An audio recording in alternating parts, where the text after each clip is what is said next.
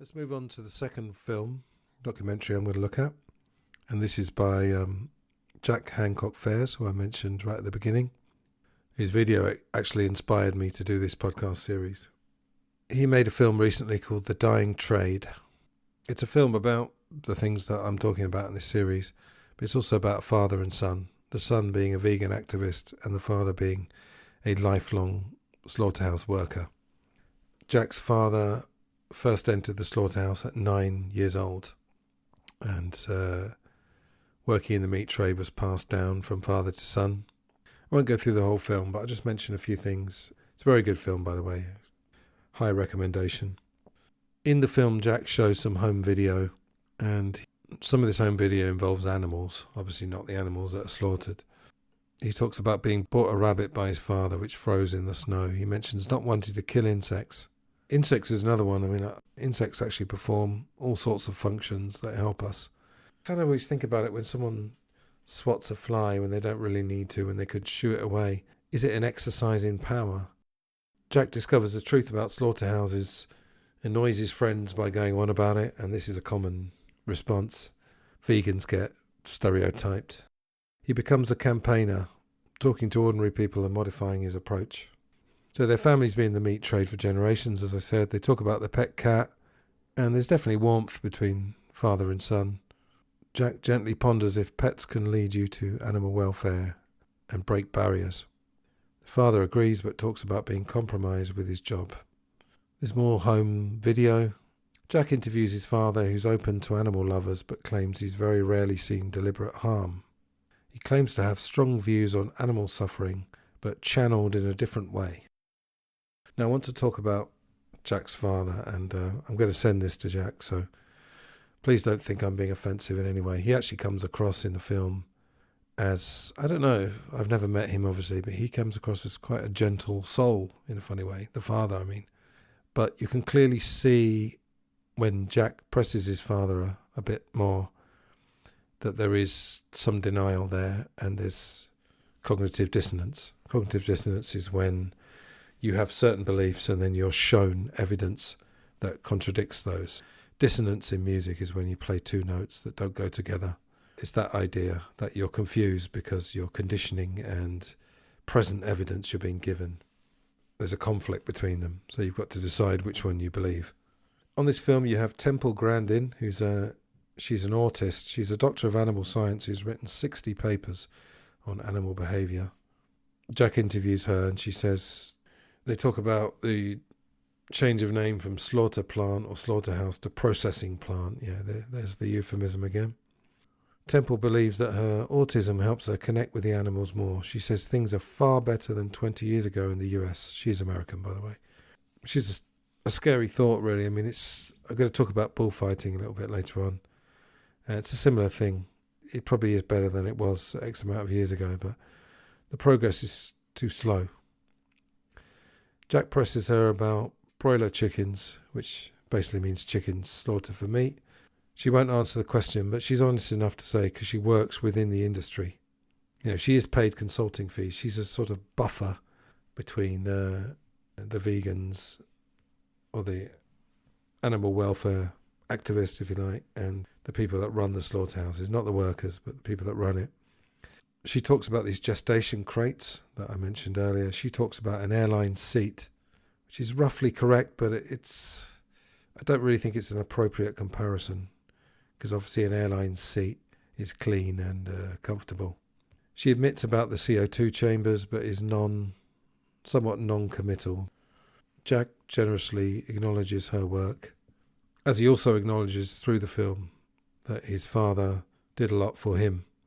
Now, there is a scene where Jack sneaks into a factory farm housing 160,000 birds, and there's a really poignant moment.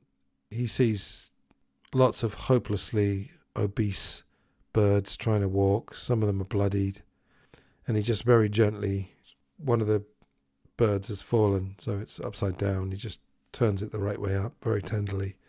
That moment to me was very symbolic. I mean, what can you do when billions of these chickens are in the same position?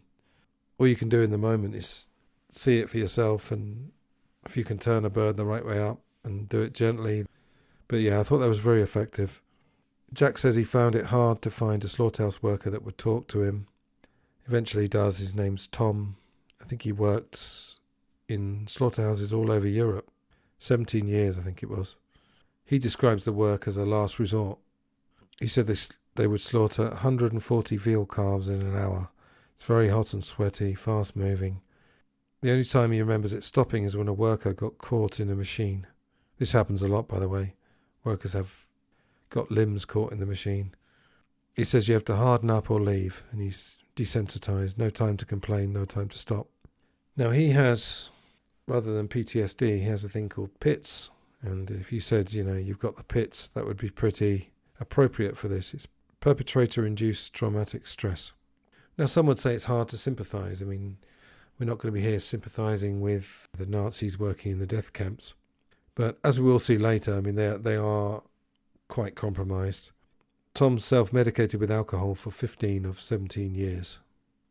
He said when he came into the slaughterhouse and smelled the ammonia, that was the point where he switched off. That was almost his cue to switch off. His body was there, but not his brain. He imagined he was on holiday somewhere nice. Took magic mushrooms. He has violent dreams towards humans, he says. 6 nights a week. Doesn't socialise, hides away, seeks therapy. Just play a clip, actually, of Tom by kind permission of Jack. My role was to skin the animals. What are some of the issues that you were faced with when doing that? Right then, the first one is whether they're dead or not. When you slaughter an animal humanely, the procedure is to be stunned so that it is unconscious, and then it is to be bled to death.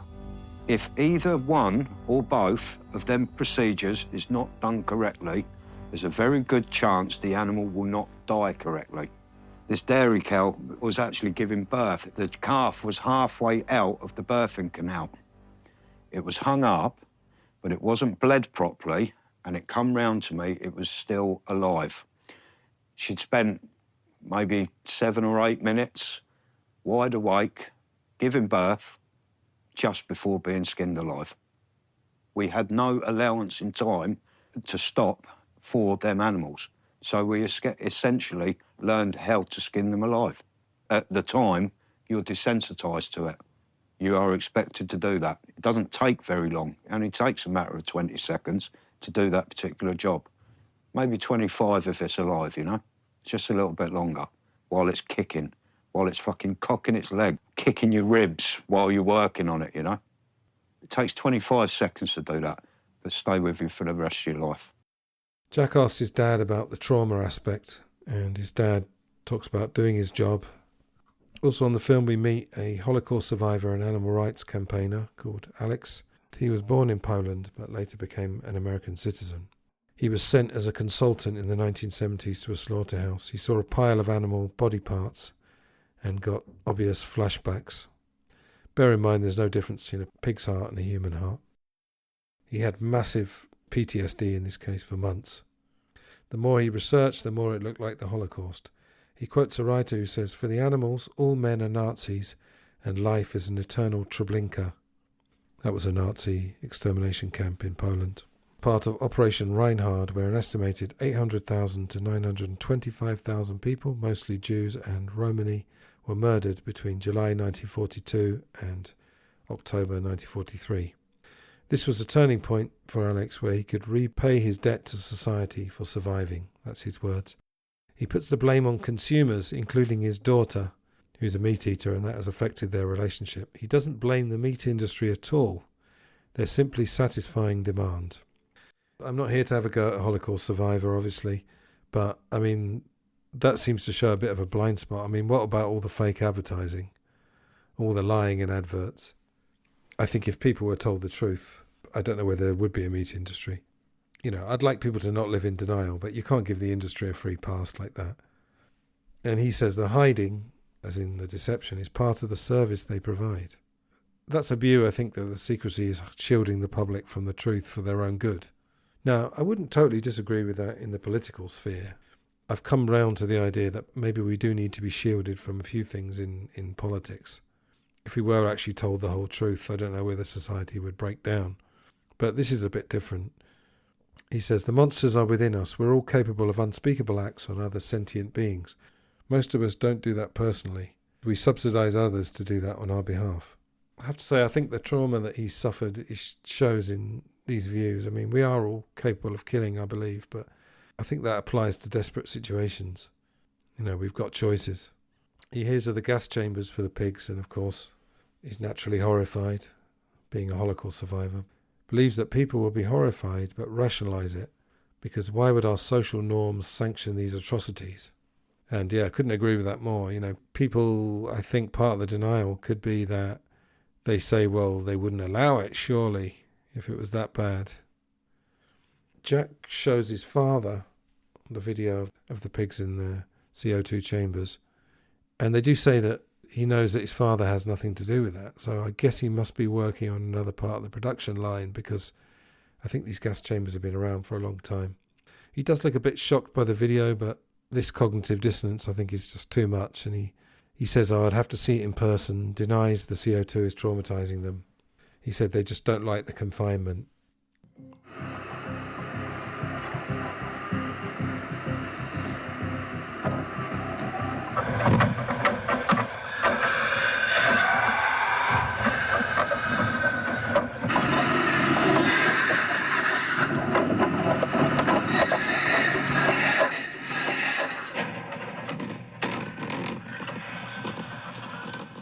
Jack presses him on, you know, what if it was a dog in the chamber, but his dad doesn't want to answer on camera because of his job.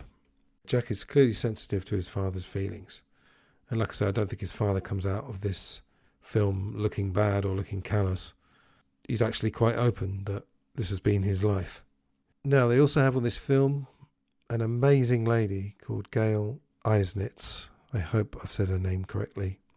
She wrote a book called Slaughterhouse, which I am aware of, and I've had a flick through it. I probably will read it, but I'm sure Gail would understand that it's not going to be an easy read for a lot of people, just as Earthlings and some of these other films are not easy watches. She talks a little bit about her upbringing. She has a new book, by the way, and I'll put that in the show notes, and I'm hoping to have her on the podcast. She said she'd be very interested. She saw a documentary as a child where 2 polar bear cubs were left defenceless after their mother was shot dead by a hunter, and she looked in their eyes. Remember what I was saying earlier? That's the thing you shouldn't do if you want to be in denial, but she obviously doesn't. She did professional work as an undercover investigator. She formed a deep connection with a slaughterhouse worker who was unhappy about the skinning alive of cows in slaughterhouses. Gail blames the industry. I'm just going to break off for a second. I'm going to read part of a review of Gail's book by Alex Hershaft. He's the Holocaust survivor we just heard from. He's also the co-founder of the farm animal rights movement. This is quite a long review. I'm just going to pick out a few bits. In the midst of our high-tech, ostentatious, hedonistic lifestyle, among the dazzling monuments to history, art, religion and commerce, there are the black boxes. These are the biomedical research laboratories, factory farms and slaughterhouses, faceless compounds where society conducts its dirty business of abusing and killing innocent feeling beings. These are our Dachau's, our Buchenwalds, our Birkenau's.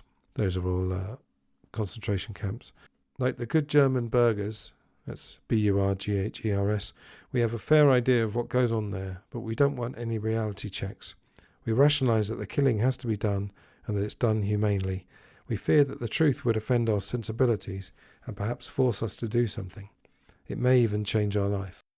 Slaughterhouse by Gail Eisnitz of the Humane Farming Association is a gut-wrenching, chilling, yet carefully documented expose of unspeakable torture and death in America's slaughterhouses. It explodes their popular image of obscure factories that turn dumb livestock into sterile, cellophane-wrapped food, inverted commas, in the meat display case. The testimony of dozens of slaughterhouse workers and USDA inspectors pulls the curtain on abominable hellholes, where the last minutes of innocent, feeling, intelligent horses, cows, calves, pigs and chickens are turned into interminable agony. And yes, the book may well change your life. I'm just going to read a couple of extracts from the book. The agony starts when the animals are hauled over long distances under extreme crowding and harsh temperatures. Here is an account from a worker assigned to unloading pigs. Quote, "In the winter, some hogs come in all frozen to the sides of the trucks. They tie a chain around them and jerk them off the walls of the truck, leaving a chunk of hide and flesh behind. They might have a little bit of life left in them, but workers just throw them on the piles of dead ones. They'll die sooner or later." Another worker on cow slaughter. "A lot of times the skinner finds a cow is still conscious when he slices the side of its head and it starts kicking wildly. If that happens, the skinner shoves a knife into the back of its head to cut the spinal cord. This paralyzes the animal, but doesn't stop the pain of being skinned alive." And still another on calf slaughter. "To get done with them faster, we'd put 8 or 9 of them in the knocking box at a time. You start shooting, the calves are jumping, they're all piling on top of each other. You don't know which ones got shot and which didn't. They're hung anyway, and down the line they go, wriggling and yelling, to be slaughtered while fully conscious." I'm not doing comparisons really, but this is America. Her expose was on America. All I'm saying is I don't know if that happens in the UK, for example. I'm not going to presume it does. Anyway, Jack talks to psychologist Melanie Joy. This is back to the film The Dying Trade, about the problem with his father. She says it's simple denial/defense mechanisms to avoid confronting the moral discomfort. She agrees that his father starting in the meat trade at 9 is significant. She believes Jack should be more emotional, maybe write a letter, but he doesn't feel ready. His father accepted it at 9, got used to it, the brain took it on board, and he mentions a coping strategy. Now going back to Gail, there's an audio clip.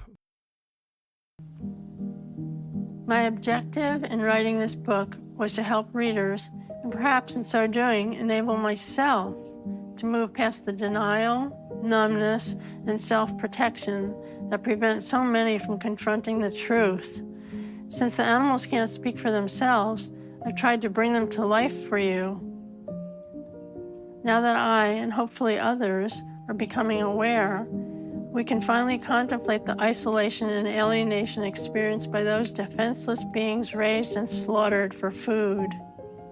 I wish the animals I've written about, and countless billions of others, could know, on some universal level, that someone, somewhere, was mourning their pitiful lives and violent deaths, crying for those in factory farms and slaughterhouses.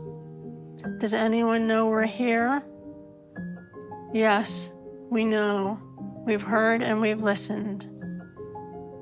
We know you are there. Now over Gail's narration there, Jack shows a few shots, possibly from previous shots from the film, including him in the hen house. The bit that really got me while you're listening to Gail, they just have this close-up of this pig's eye, or of this pig's face essentially, but with the eye very prominent. And it goes back to something I was saying earlier. Slaughterhouse worker said, never look in their eyes. I have to keep going back to this, but when you look in your pet's eyes, isn't part of the magic how innocent they look, how they have a purity of instinct and behaviour, how they look different from humans. Now, I know that pets can also be ruthless. They could probably kill if they had to, but as Alex said in this film, I believe we could kill if we had to. I don't think there's an adult alive who couldn't kill, given sufficient motivation, desperation, coupled with a survival instinct. The film ends with Jack writing and reading out the letter to his father.